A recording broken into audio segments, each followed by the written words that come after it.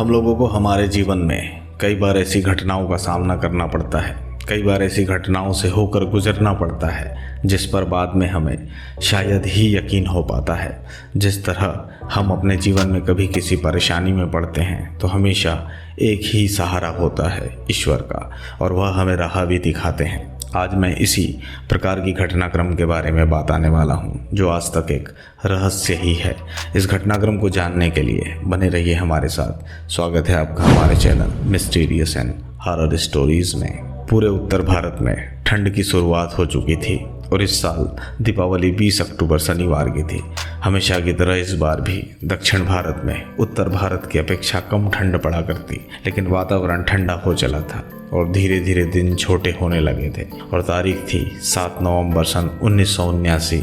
रात के तकरीबन 12 बजे का समय रहा होगा। पूरा तिरुपति मंदिर परिक्षेत्र और तिरुपति शहर गहरी नींद में सोया हुआ था, हमेशा की तरह भगवान तिरुमला तिरुपति की छत्र छाया में। इस वर्ष तिरुपति क्षेत्र में सूखा पड़ा था। दक्षिण पूर्व का मानसून फेल हो जाने के कारण कहीं भी पानी का कोई स्रोत न दिखाई देता। हर तरफ सूखी हुई झाड़ियाँ और सूखे हुए कुएं दिखाई पड़ते। सब लोगों को समझ नहीं आ रहा था कि इस साल हमारे पशुओं का, मनुष्यों का जीवन निर्वाह कैसे होगा। सभी इसी चिंता में थे कि कहीं इसी कारण मंदिर क्षेत्र में दर्शनार्थियों का आना बंद न करना पड़े। दर्शन की परंपरा कई हजार सालों से चली आ रही है और अगर पानी के कारण तीर्थ क्षेत्र में दर्शन बंद कर दिए जाएंगे, पूरे विश्व का मीडिया क्या कहेगा।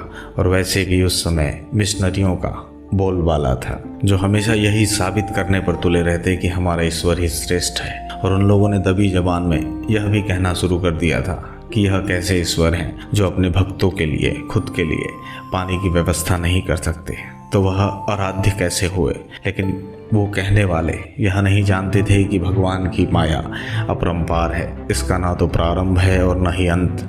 भगवान की महिमा का टोह लेना असंभव सी बात है। इस घनघोर रात्रि में अचानक ही न जाने कहां से मंदिर का सबसे बड़ा घंटा, जो अपने आप बहुत तेज आवाज के साथ बजने लगता है। पूरा शहर और मंदिर का परिक्षेत्र अपने विश्राम को छोड़कर मंदिर के घंटे की आवाज सुनकर तुरंत ही उठकर बैठ जाता है। और सभी लोगों के मन में आश्चर्य होता है कि इतनी रात को, जबकि मंदिर के सभी किवाड़ बंद हैं, सभी द्वार बंद हैं, तो इतनी रात को मंदिर का घंटा कौन बजा रहा है। पूरा शहर जब सन्नाटे को चीरती हुई उस घंटे की आवाज सुनता है तो सभी अपने नींद को त्याग देते हैं, यह जानने के लिए बेताब हो जाते हैं यह घंटा इतनी रात को कौन बजा रहा है। मंदिर के कर्मचारी और पुजारीगण इसलिए भी चिंता में थे क्योंकि सितंबर और अक्टूबर में कुछ भी बारिश नहीं हुई थी और इसी वजह से उन्हें लगता था कि अगर नवंबर में भी बारिश नहीं हुई तो यह पूरा साल अकाल में जाएगा। और इसके पहले वर्षों में भी बारिश कम होने के कारण पानी का उतना ज़्यादा संरक्षण नहीं था। कुल मिलाकर पूरी बात का सारांश यह था कि अगर पानी होगा, बारिश होगी तो खुशहाली फिर से वापस आ जाएगी। इसी विचार में वर्ष और संसाधनों की व्यवस्था में कुछ दिन और निकल गए, लेकिन घूम फिर के बात वहीं की वहीं थी।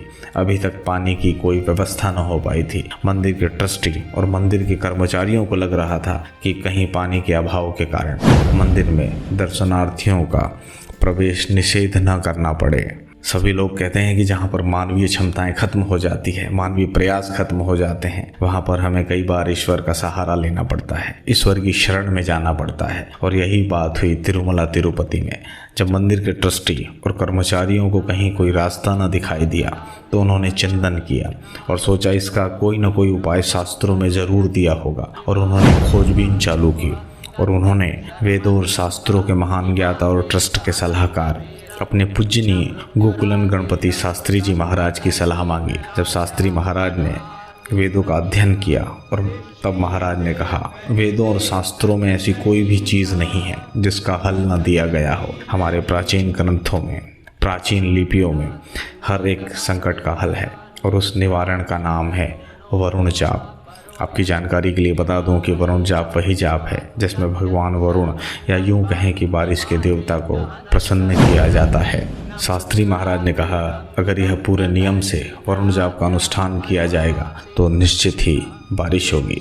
और जब मंदिर के कर्मचारियों और ट्रस्टियों ने निश्चय किया कि वरुण जाप करना है तो उन्होंने इस काम के लिए आजू बाजू के सभी बड़े विद्वानों को निमंत्रण भेजा। लेकिन इनमें से कई विद्वानों ने यह कहकर असमर्थता जताई कि किसी के घर में मृत्यु हो चुकी है या किसी अन्य बीमारी या अन्य कारण से उनका आना संभव नहीं हो पाएगा। और वहीं दूसरी तरफ नास्तिक मीडिया इस बात को लेकर अपनी खबरें छाप रहा था कि मालूम नहीं वरुण जाप पूरा हो पाएगा भी या नहीं, या अनुष्ठान चालू हो पाएगा भी या नहीं। और अनुष्ठान की तारीख तय की गई थी 17 नवंबर सन 1979। अभी इस तारीख में कुछ दिन बाकी थे, लेकिन लगता था कि शायद ये अनुष्ठान कभी पूरा ही ना हो, क्योंकि कई लोगों ने आने में अपनी असमर्थता जताई थी। मंदिर के पुजारियों और ट्रस्टी मेंबर्स की आंखों में आंसू थे कि क्या सिर्फ पानी की कमी के कारण मंदिर में श्रद्धालुओं के दर्शन बंद हो जाएंगे, हजारों वर्ष की परंपरा क्या रुक जाएगी। और आखिरकार इसी चिंता में सभी लोग चिंतित थे। इसी चिंता में मंदिर के मुख्य पुजारी का रो रो कर बुरा हाल था। आज तारीख थी 7 नवंबर सन 1979। आज का दिन भी यूं ही बीत गया था। लगता था कहीं से कोई उम्मीद दिख जाती तो यह कष्ट भी टल जाता। और इसी चिंता में रात के 12 बजे का समय पूरा तिरुपति शहर नींद के आगोश में था। तभी अचानक से गर्भगृह के सामने का मंदिर का घंटा बहुत तेजी से बजने लगा। अपने आप काफ़ी देर तक बजता रहा, मानो भगवान बालाजी कह रहे हों, मेरे रहते हुए तुम्हें चिंता करने की कोई ज़रूरत नहीं है।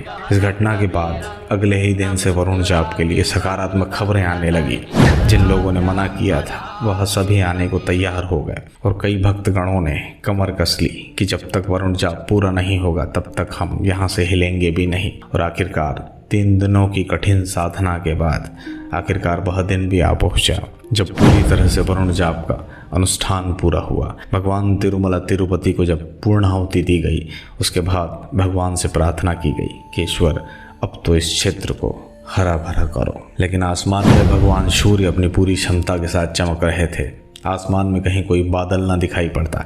ऐसा लग रहा था भगवान इस वरुण जाप से संतुष्ट नहीं हैं। सभी भक्तों के चेहरे पर चिंता की लकीरें और आंखों में पानी दिखाई देने लगा। और वहीं पर दूसरी तरफ मीडिया भी खड़ा था यह देखने के लिए कि वरुण जाप से कुछ फ़ायदा होने वाला है या नहीं, या यूं कहें कि हमारी आस्था की धज्जियाँ उड़ाने के लिए वह वहाँ खड़ा था। तभी अचानक से न जाने कहाँ से मंदिर के मुख्य ट्रस्टी के ऊपर 2-3 पानी की बूंदें सर पर आ पड़ी। तो उन्होंने सोचा कि शायद पसीने की बूंदें कहीं से आ पड़ी है और वह चलने लगे। बस थोड़ी दूर तक ही गए होंगे तब तक थोड़ी थोड़ी पानी की बूंदें गिरने लगी।